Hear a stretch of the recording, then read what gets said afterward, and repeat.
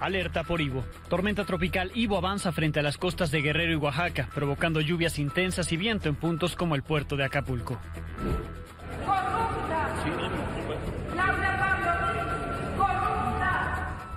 Sesión a gritos. Adán Augusto López, Alito Moreno y Claudia Pavlovich provocaron que la sesión de la Comisión Permanente del Congreso fuera de nuevo un campo de batalla entre la oposición y Morena con sus aliados.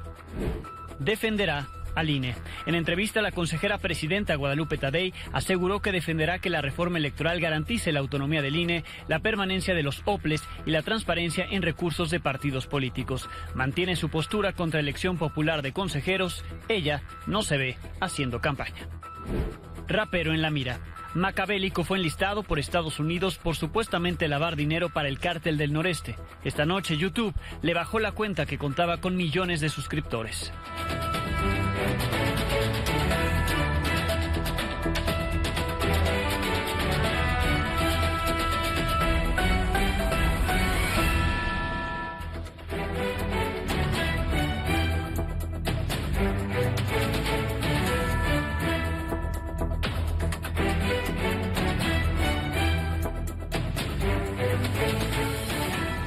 Buenas noches, comenzamos con la tensión en una tormenta tropical que ya afecta a varias de las playas más concurridas en el país, aparte en pleno verano.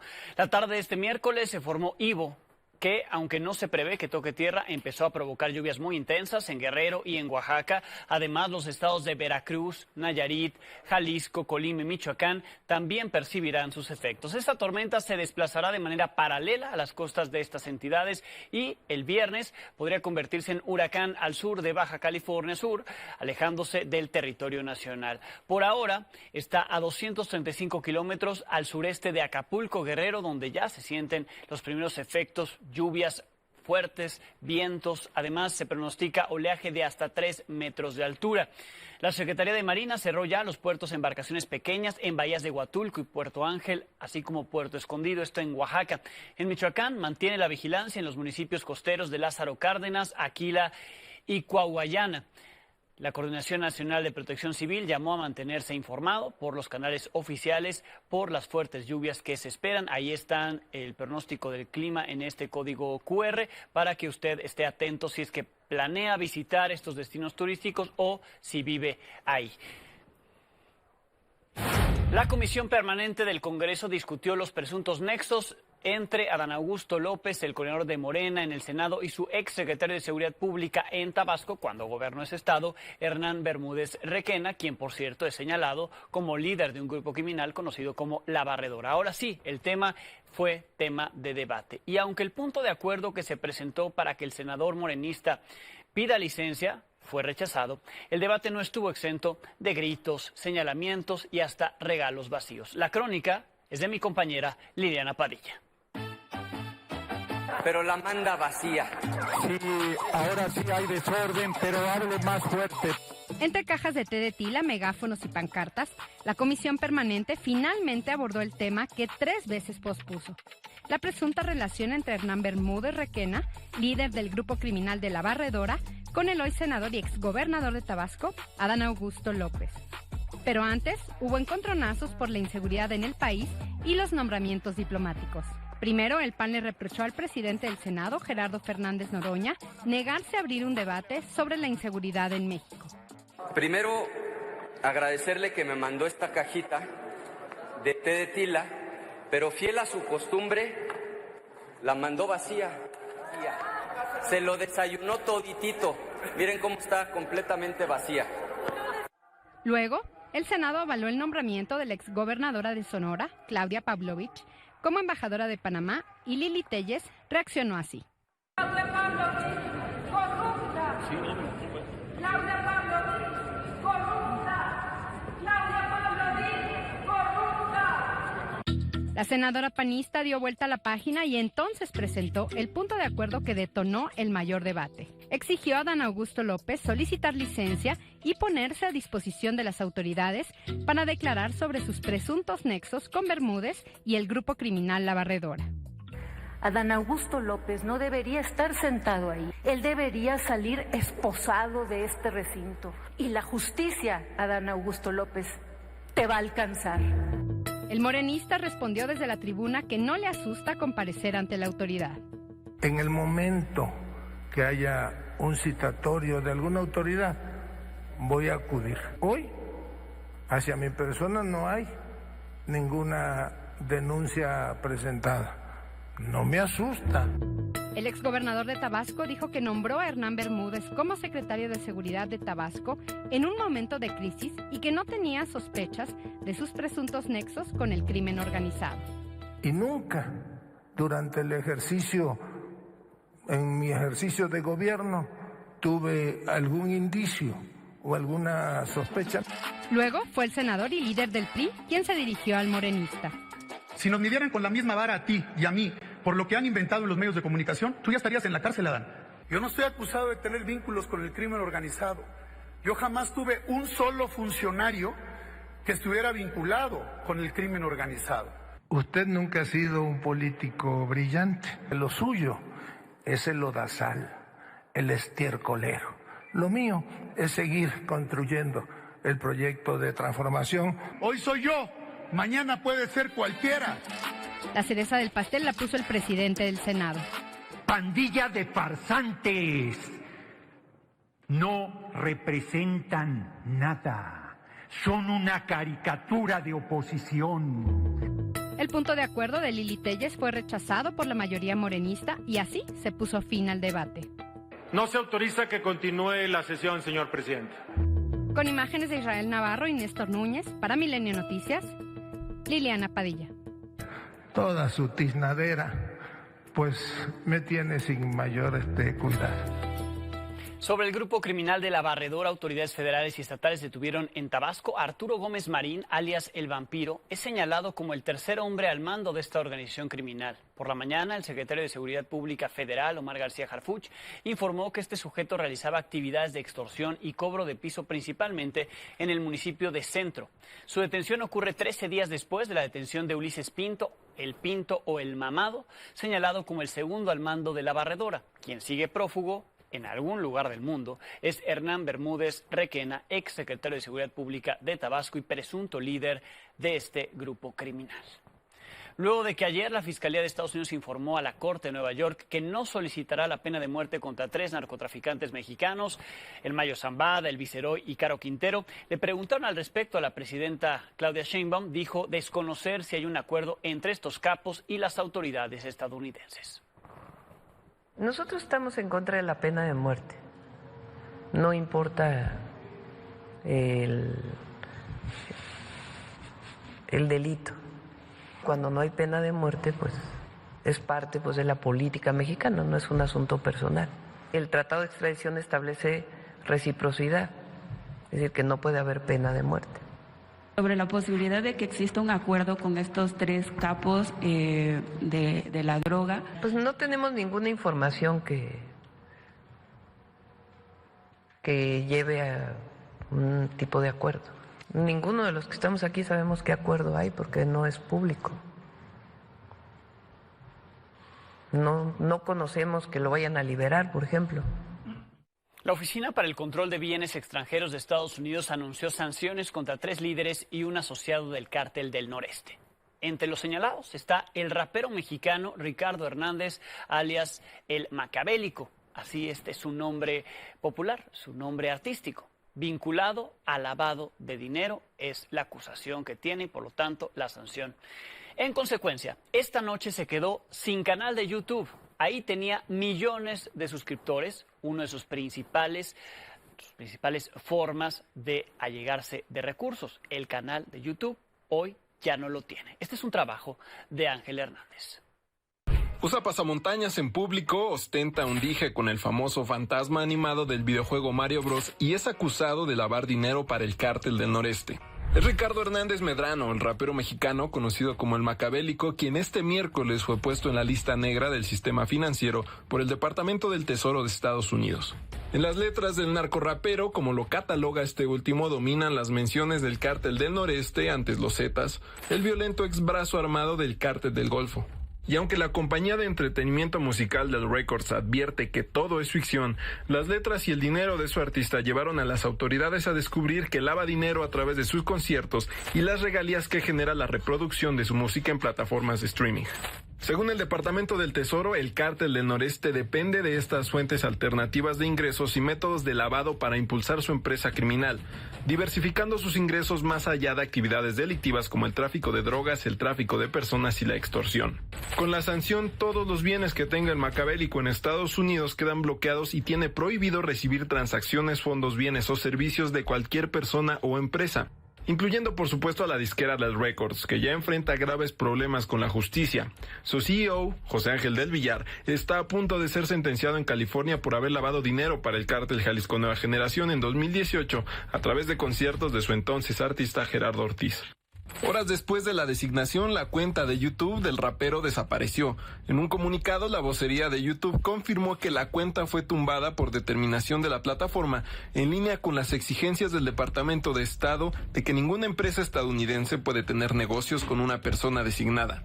YouTube además aseguró que todos los canales vinculados al Macabélico fueron dados de baja. Para Milenio Noticias, Ángel Hernández. En Sinaloa, elementos de la Marina y la Secretaría de Seguridad Federal liberaron a un integrante de los Chapitos que permanecía secuestrado por una célula de los Mayos. En este operativo fueron detenidos 3 sicarios que circulaban en 2 camionetas mientras mantenían sometida a la víctima. Se les decomisaron armas de grueso calibre. Medios locales identificaron al joven secuestrado como Javier Antonio Guerra Piña, 22 años. Fue plagiado desde el 2 de agosto. El joven es señalado como hijo de José Manuel Álvarez García, alias El Mono Canelo, cuya detención fue presumida por el secretario de Seguridad, Omar García Harfuch, en la mañanera de Palacio Nacional del día 22 de julio. En el Estado de México, esta tarde se anunció la detención de 27 presuntos integrantes de una célula conocida como los Alfas, relacionada con el Cártel Jalisco Nueva Generación. Entre los detenidos está el líder de este grupo criminal, identificado como Alberto N., ex policía de Michoacán. Es investigado por homicidio, secuestro y extorsión. Su detención se llevó a cabo gracias a la información que proporcionó su pareja sentimental, Nélida Alejandra, quien habría dado las 2 ubicaciones donde se realizaron las detenciones de las otras 26 personas, entre las que hay 3 menores de edad. Esta tarde, en medio de un fuerte dispositivo de seguridad, se realizó el homenaje y sepultaron al delegado de la Fiscalía General de la República en Tamaulipas, Ernesto Vázquez, quien fue asesinado el lunes en un ataque con granadas y armas de grueso calibre. Mientras tanto, se siguen conociendo datos sobre la poca seguridad o la falta de seguridad con la que este delegado de la FGR transitaba por las calles de Reynosa, Tamaulipas, cuando ocurrió el ataque. Ni siquiera llevaba una camioneta blindada. Le dijimos desde el lunes que tampoco, no se sabe por qué, lo acompañaba su guardia personal, sus guardias asignados, escolta que debía de estarlo resguardando. Es un trabajo de Amílcar Salazar Méndez. El homenaje y despedida de Ernesto Vázquez Reina estuvieron marcados por un fuerte dispositivo de seguridad y el hermetismo en torno al caso. Desde el mediodía, decenas de patrullas blindadas de la Guardia Estatal, Policía Ministerial, la Marina, el Ejército y la Guardia Nacional custodiaron la sede de la Fiscalía General de la República mientras era velado el cuerpo del delegado, asesinado el lunes pasado. Dentro, se realizó un homenaje de cuerpo presente que contó con la presencia de funcionarios que arribaron en vehículos blindados. También se observó la entrada y salida de una carroza fúnebre, escoltada por uniformados. Por la tarde, familiares y personas cercanas arribaron al Panteón Español de Reynosa para darle el último adiós al funcionario. Al lugar, fueron enviadas decenas de coronas y arreglos florales. El lugar fue blindado por elementos del Ejército y la Guardia Nacional. ¿Y la FGR? Dependencia que pidió a los medios retirarse del lugar porque la familia de la víctima solicitó discreción. Sobre el atentado, este miércoles se confirmó que la camioneta del delegado federal no contaba con blindaje, tema que será indagado por personal ministerial. No era blindado el vehículo. Yo creo que eso fue un motivo que representó gran factor de vulnerabilidad y pues bueno, fue la condición que propició más rápido la propagación del fuego. Ok, Willy, aquí viene entonces la duda. Desde luego, insisto, es una instrucción que entendemos está en curso y que le lleva a cabo la Fiscalía General de la República, pero hasta donde saben ustedes, pues es raro que un funcionario de primer nivel federal, el delegado de la Fiscalía, ande en una camioneta sin blindaje y sin escoltas en Reynosa. Sí, son situaciones que la autoridad federal ministerial indagará para determinar cualquier tipo de posición. Se está en el análisis de tomas de muestras periciales, de recolección en su caso de testimonios, y pues será la autoridad federal quien tenga la oportunidad de establecer la cronología y la secuencia de los hechos. Con imágenes de Alejandro Ontiveros y Jorge Carballo para Milenio Noticias, Amílcar Salazar Méndez.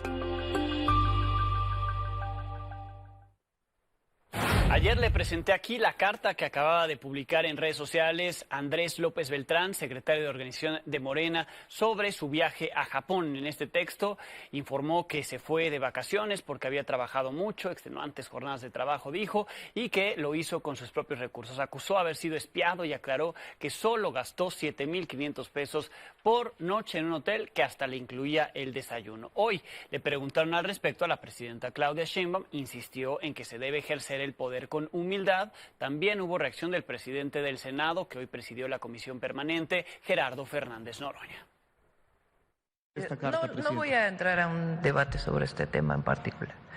Mi posición la voy a defender siempre, porque es mi convicción, es que el poder, cualquiera que se tenga, se debe ejercer con humildad, con sencillez.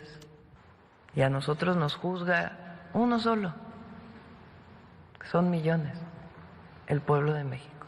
Pues no sé si le escribió él, porque así hubo una carta de supuesta renuncia de don Augusto López Hernández que él no había escrito. Yo francamente no le veo que sea su estilo.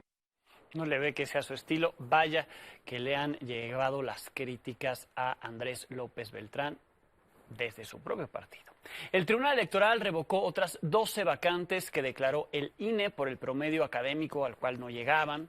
El tribunal ordenó entregarle su constancia a los ganadores. Los magistrados resolvieron que el INE no debió revisar nuevamente los requisitos de elegibilidad de los candidatos. Los magistrados también le reiteraron la victoria a otros 3 candidatos que no tenían promedio mínimo en la carrera de Derecho, por lo que pidieron al INE valorar si le dan la victoria al segundo lugar. Y por último, también se le retiró la victoria a 7 hombres. Ellos habían ganado por el principio de alternancia, pero tenían menos votos que las mujeres contra las que compitieron. Aquí parte de los argumentos de los magistrados.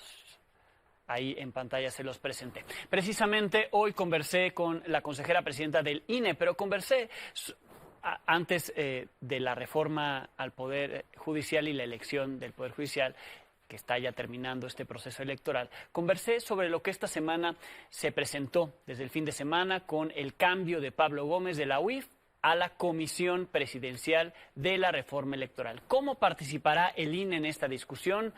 ¿Qué posición tomará la presidenta del instituto? Esta es la primera parte de la conversación que tuve con ella. Pero empieza un nuevo reto en materia electoral en nuestro país porque se plantea una reforma en la materia, una reforma constitucional. ¿Qué papel debería de jugar el INE en esta discusión, siendo una institución autónoma, una institución que se diferencia de muchas otras, ¿no?, que es ejemplo en el mundo en este momento, en el siglo XXI?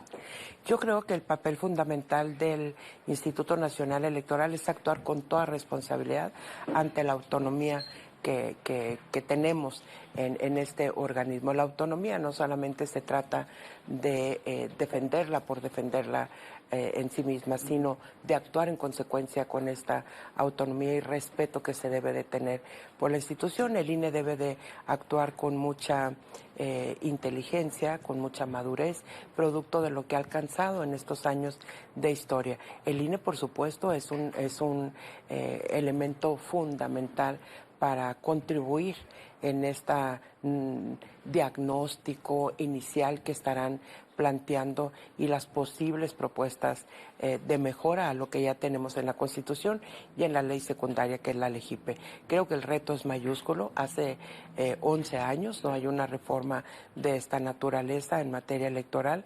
Hoy anuncian una reforma electoral y de Estado, lo cual significa que habrá elementos fundamentales que pondrán en la mesa esta comisión.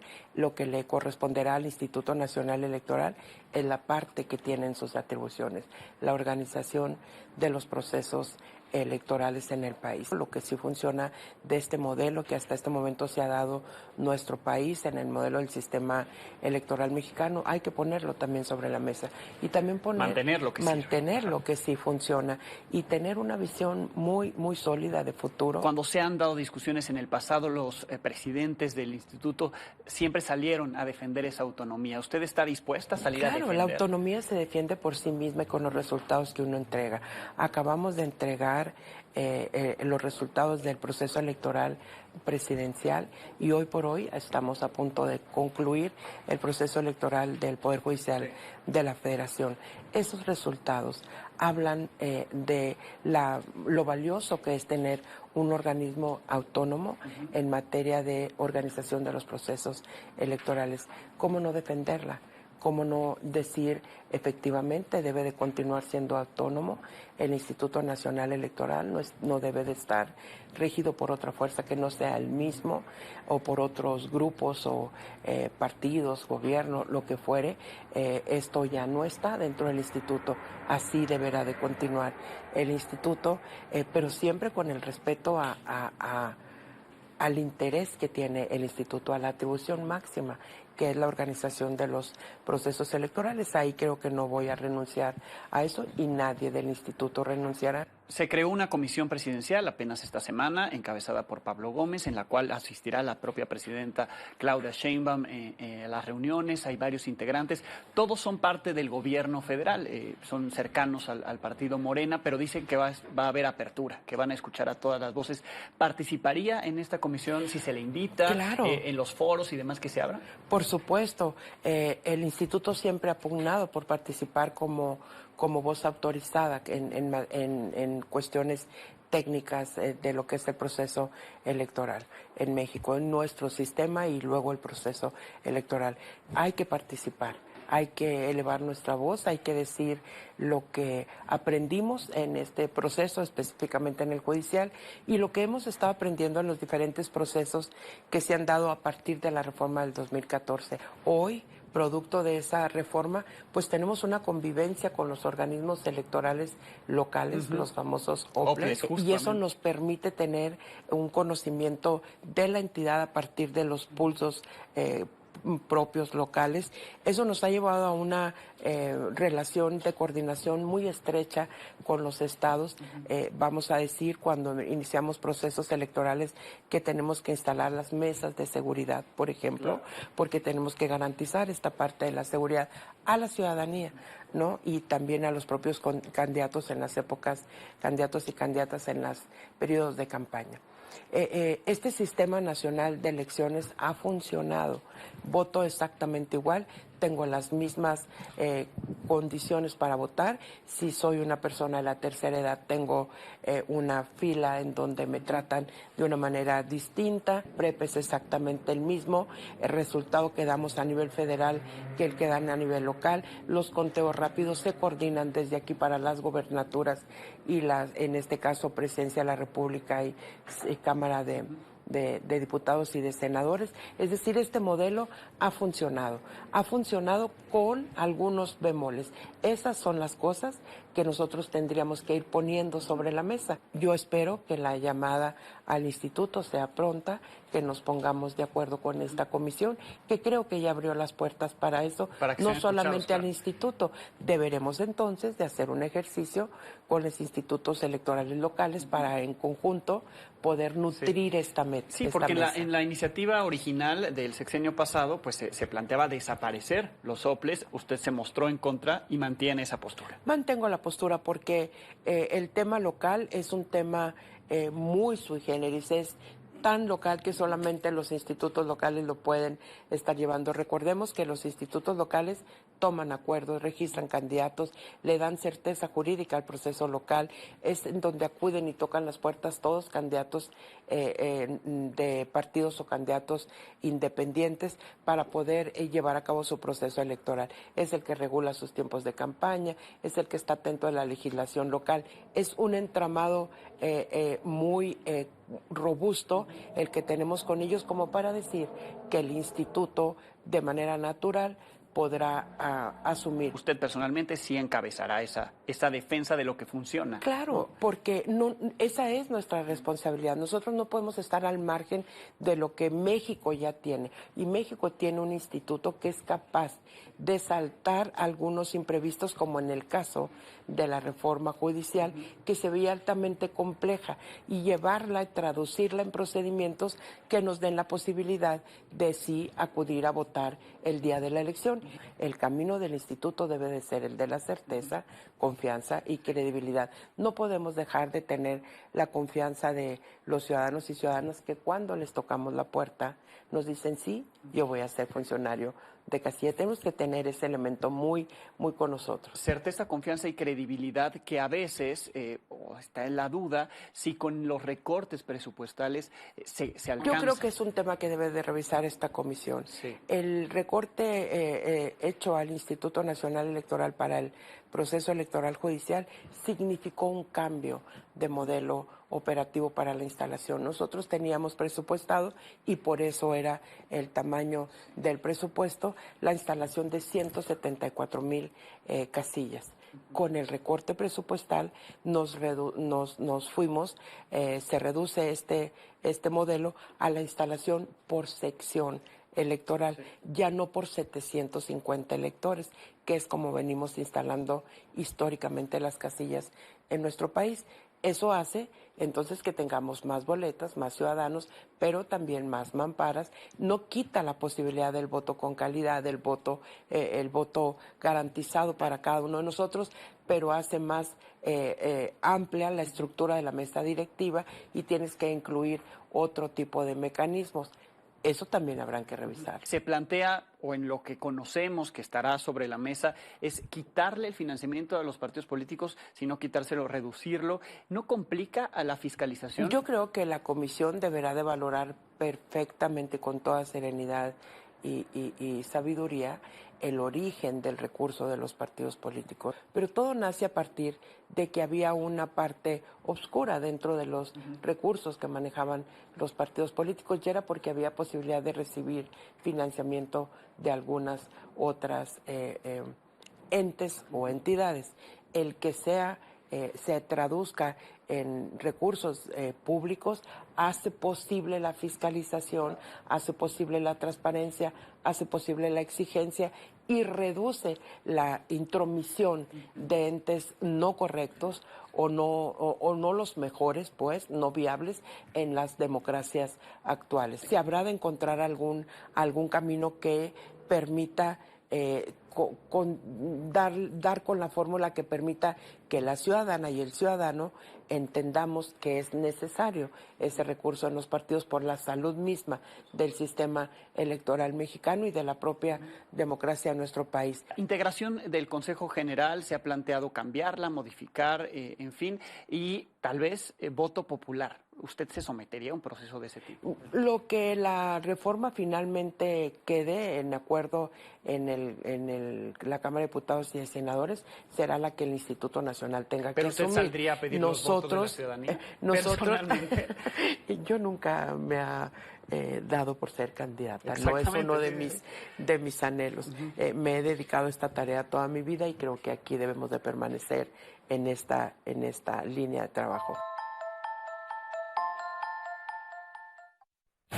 Las imágenes que le presento son muy sensibles. Es un sujeto que ha sido identificado como Jaime Salem.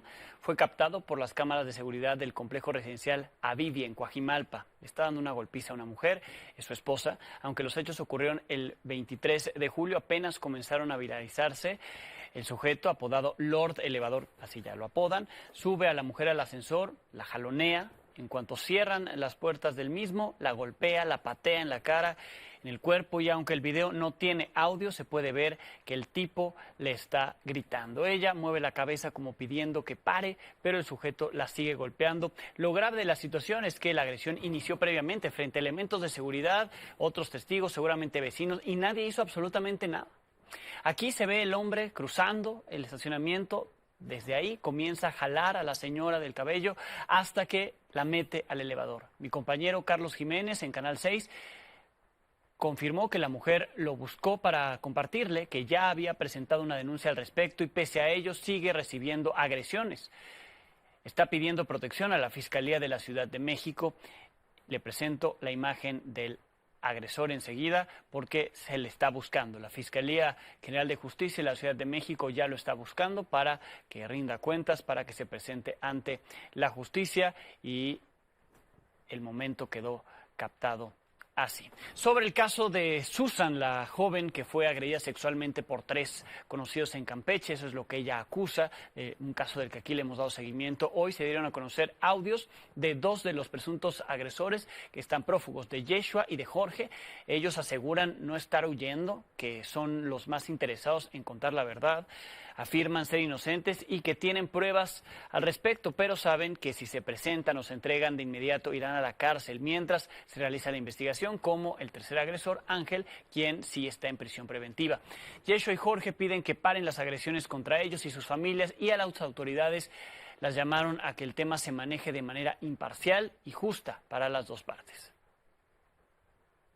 Los que conocen del tema sabrán que demostrar su inocencia no es fácil y llevar un juicio estando en prisión preventiva oficiosa es difícil. Por eso mismo es recomendable presentarse hasta tener listo todos los elementos necesarios para poder defenderme justamente. No estamos huyendo, ni pensamos hacerlo.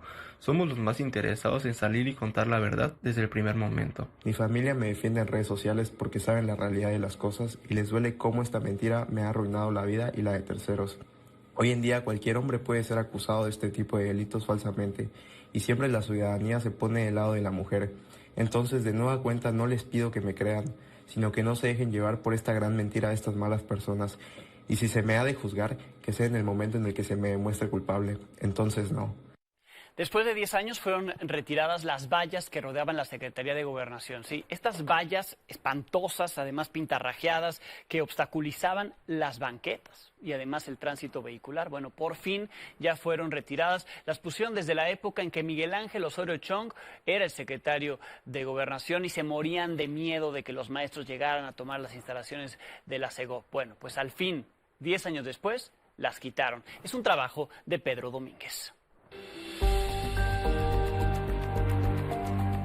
Vemos cómo los normalistas han derribado ya una de las barreras, una barrera que fue colocada desde la mañana y que fue asegurada por elementos de la Secretaría de Seguridad Ciudadana. La Secretaría de Gobernación ha cerrado por completo en los 4 flancos de las 4 calles que rodean la Secretaría de Gobernación y no le permiten el acceso absolutamente a nadie. ¿El por qué? Pues ya lo acaban de decir ustedes, por todas las movilizaciones de Ayotzinapa, por el Día del Maestro. Estas vallas que contuvieron múltiples manifestaciones, hoy ya son historia. 10 años pasaron para que se borraran los últimos vestigios del PRI en las inmediaciones de la Secretaría de Gobernación.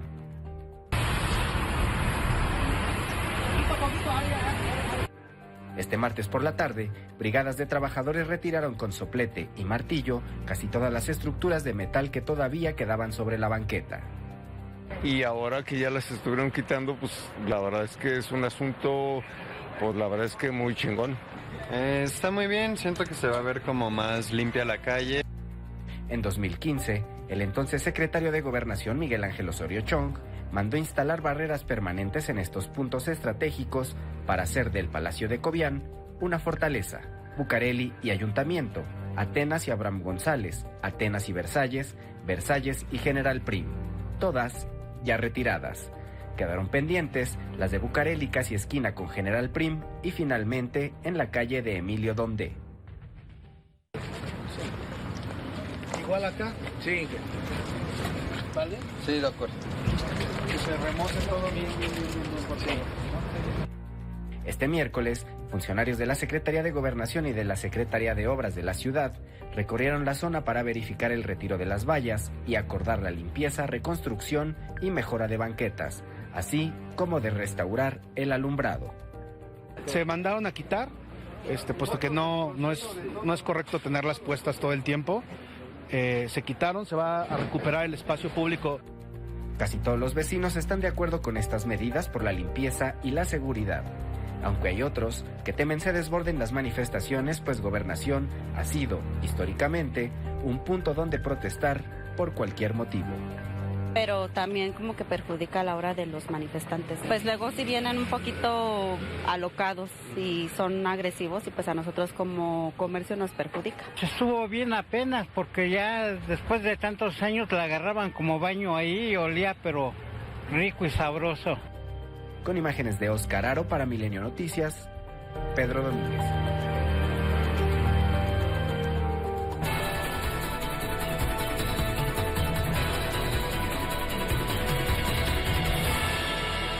Miércoles de Sofía Ramírez Aguilar en este espacio y así vamos en la relación México-Canadá. Hubo presencia de funcionarios canadienses en México esta semana y además aranceles recíprocos desde Estados Unidos acaban de entrar en vigor para muchos países. Sof, bienvenida. Buenas noches, Alejandro. Qué gusto estar de regreso después de este espacio vacacional. La verdad es que es buen momento para recordar que México y Canadá siguen siendo socios TEMEC. No solamente pertenecemos a la misma región, sino que compartimos un tratado comercial que está próximo además a revisarse con fecha límite el próximo año, pero que sabemos que se anticipa ya desde prácticamente octubre, empezará a haber consultas dependiendo del país. Sí. Entonces, creo que no podemos olvidar, primero que nada, que tenemos una agenda conjunta y una alianza estratégica. Hay muchísimos productos de Norteamérica, Canadá, México para consumo regional, pero también para exportación a otros países. Tenemos que hablar justamente entonces de cómo le hacemos para que esta agenda conjunta en la revisión TEMEC, pues ahonde en temas incómodos, como vamos a consumir conjuntamente, bueno, hablemos de China. Hablemos de que por cada 2 pesos que México le vende a Canadá, México solamente le compra 1 peso a Canadá. Entonces ahí tenemos un déficit importante. Hablemos de reglas de origen, por supuesto, autos, maquinaria, los sectores importantes, energía limpia. Tú sabes que hay grandes inversiones canadienses en el sector energético en México. Y hablemos de inversión. Creo que esos son temas importantes. No podemos quedarnos en procesos temporales. Ciertamente los aranceles que mencionabas ahorita son muy importantes, pero pues obviamente no son los únicos temas. Hay que recordar que además hay mucha discrecionalidad en el cobro de aranceles, entre otras cosas, pues porque Estados Unidos ahorita no nos está cobrando todos los aranceles que en el papel dice que nos está cobrando. Claro. Tú sabes que más o menos la mitad de lo que le vendemos a Estados Unidos no entra bajo el TEMEC y tendría que pagar el 25% de arancel y no lo está cobrando Estados Unidos, así que el 85% de lo que le vendemos a Estados Unidos entra libre. Sí. De ahí la importancia de fortalecer la relación con Canadá. Hay que reconocer también que hay sectores que Canadá y México podrían intercambiar, como acero, aluminio y coches, que sí son aranceles que nos está cobrando Estados Unidos y que ciertamente Canadá y México también son complementarios. Entonces, importante recordar hacia allá que hay un comercio con Canadá que es importante y bueno, pues obviamente en términos de que Estados Unidos tiene esta sociedad comercial principalmente con México, México se está llevando más del 15% del intercambio total, pero Canadá está en un segundo lugar con 13%, entonces tendríamos que ver cómo nos compenetramos y también recordar que Estados Unidos, aunque México sea el 16% de lo que le compra todo el mundo, pues ciertamente está teniendo un pastel más chiquito. El comercio internacional de Estados Unidos está disminuyendo y bueno, pues Canadá y México tienen entre esos otros temas también la afiliación al Tratado Integral y Progresista de la Asociación Transpacífico, donde obviamente también hay otros países que pueden ser mercados potenciales y bueno, pues bien recibido también sería que los canadienses se insertaran en el Plan México en rubros como sostenibilidad ambiental, energética, inclusión financiera. Te estoy hablando de algunas metas del Plan México, elevar la inversión como porcentaje del PIB y por supuesto manufacturas en industrias especializadas.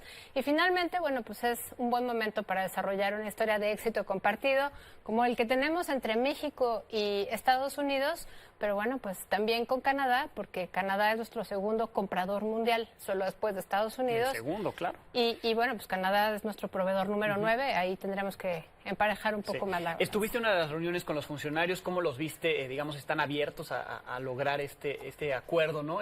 Bilateral, al final de cuentas somos parte del TEMEC, los 3 países, pero pues hay que avanzar juntos frente a lo que representa la adversidad estadounidense, ¿no? Veo que me viste en uno de los tuits de la ministra de Relaciones Exteriores, Ananda. En efecto, yo creo que la agenda que se ha venido compartiendo en redes sociales tiene que ver con la presencia de empresarios, empresas, grandes empresas y capitales canadienses en México y sí, por supuesto, el compromiso del gobierno mexicano en este diálogo. Bien, pues ahí te vemos en esta reunión que tuvieron. Muchísimas gracias. Gracias a ti. Te vemos la próxima semana. Pausa.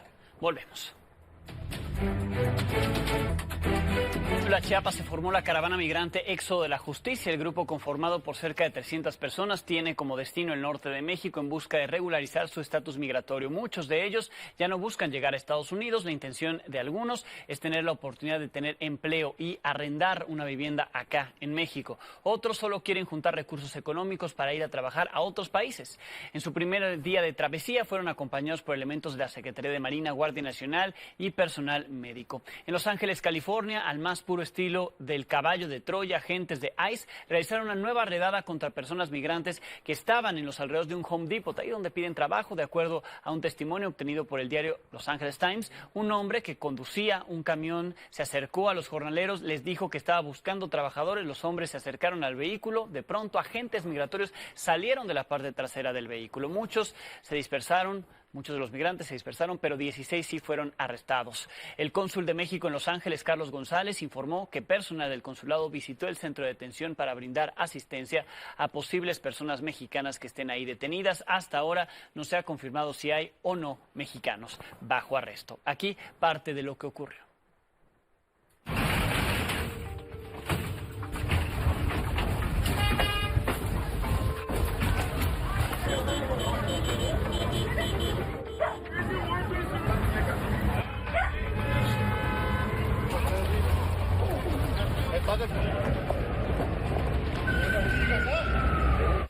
Al día siguiente de que Donald Trump en una entrevista telefónica dijo que había mano de obra, que sí se requería, que sí se necesitaba de los migrantes, y cuando se supone que la prioridad son los criminales, pues ocurre esto. Van a detener a los trabajadores. Con esto nos despedimos. Mañana tendremos algo nuevo que contarle a las 22 horas.